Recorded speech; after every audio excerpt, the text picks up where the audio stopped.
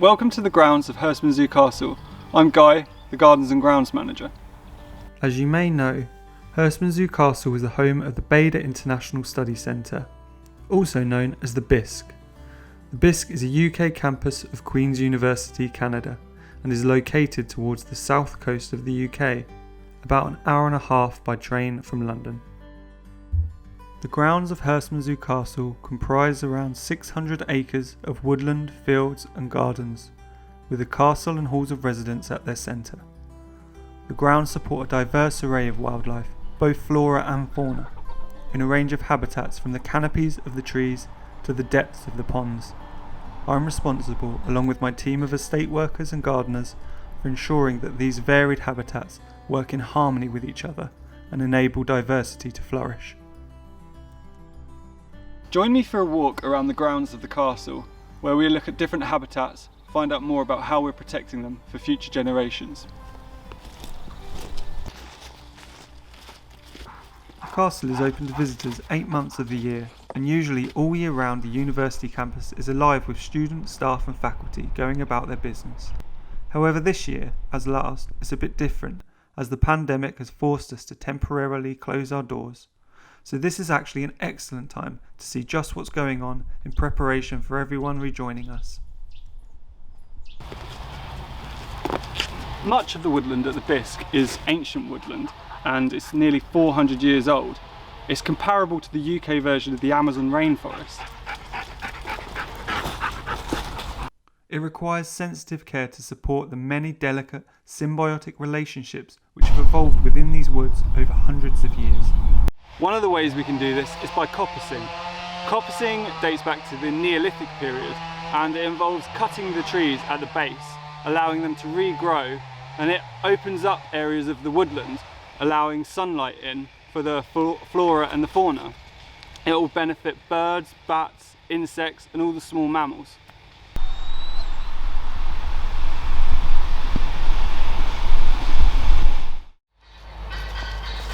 As well as ancient woodland, we've also got Grade 2 listed historic medieval Parkland. There used to be hundreds of red, roe and fallow deer here, and we still have the deer here today. Historically, the Parkland would have been open grassland, interspersed with scatterings of scrub and great old trees. Due to war, agriculture and lapses in ownership, the Parkland all but disappeared. Until now, we're in the process of a 10-year restoration of this historically rare feature and valuable ecosystem. This project has involved the removal of up to 80% of the non-native and invasive trees, so we are able to retain and enhance the mature Parkland character trees within the area, as well as planting new Parkland trees to continue the legacy. Through careful grazing and mowing, we will restore the Parkland's flora and associated wildlife. This has enabled the BISC to create its own living piece of history. Obviously, January is not the month in which the grounds are at their peak. The trees are bare and much of the wildlife is safely tucked away. There is still plenty to be getting on with, caring for the estate and ensuring it's ready for when summer comes around, and it's at its best for everyone to enjoy. The grounds are loved by our visitors, with several trails to follow and areas to picnic. It's also a place which the BISC community will head when they want exercise, relaxation or just some space. For the lunchtime ramblers, the grounds offer a varied terrain, from the gentle lawns to the rolling Sussex hills.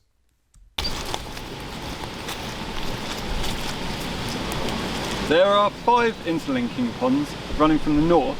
That's Dry Pond Shore, the Folly Pond, Red Lily Pond, the Moat, that then runs into the Kempton Fleet on the Pevensey levels. The ponds at the BISC are enormously significant in their conservation value and are designated sites of special scientific interest, or SSSIs. This is due to the unusual and rare collection of wetland plants found within the ponds, such as the Cornish moneywort, water violet and the milk parsley. These plants are here due to the exact right conditions they need to survive and the care which has been taken to conserve this special habitat. Not only are the BISC fortunate enough to have such a rare collection of flora, but the plants such as milk parsley offer even greater potential, as it happens to be the sole caterpillar food source for one of the UK's rarest and most spectacular butterflies, the swallowtail. With opportunities like these, the BISC offer a real future potential for the protection and conservation of such rare and special species.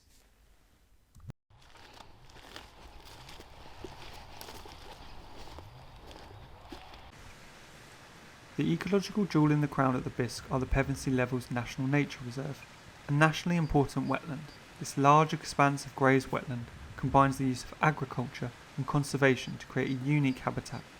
These wetlands are home to watervoles, otters, a haven for threatened bird species and molluscs. It's even one of the locations out of only 3 in the country where you can see the fen raft spider. Through the sensitive protection of the environment and working with surrounding landowners, we are able to deliver conservation projects which offer national importance. By adapting land use, carefully desilting ponds, weeding to control invasive plants, whilst encouraging beneficial plants, water and light level management, and undertaking surveys to monitor the success of the work.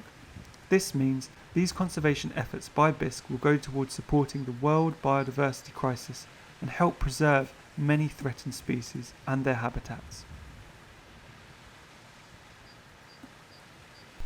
Increasingly, the grounds are being used to support the learning of students who come to the BISC each year. Dr. Simon Coppard, Professor of Biology, is currently collaborating with Dr. Stephen Bednarski on the Environment of Change project, which measures the change in climate as recorded by trees. 5 old English oaks have had dendrometers attached to them to record changes going forwards, and core samples are being used to determine changes in the past through dendrology.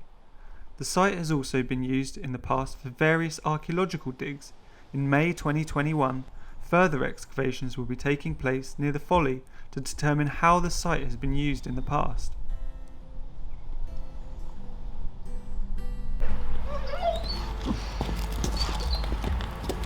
So that's some of the work that we've undertaken to care for the estate and protect it for the many years to come. Join us in a couple of months to see when the estate starts to come to life.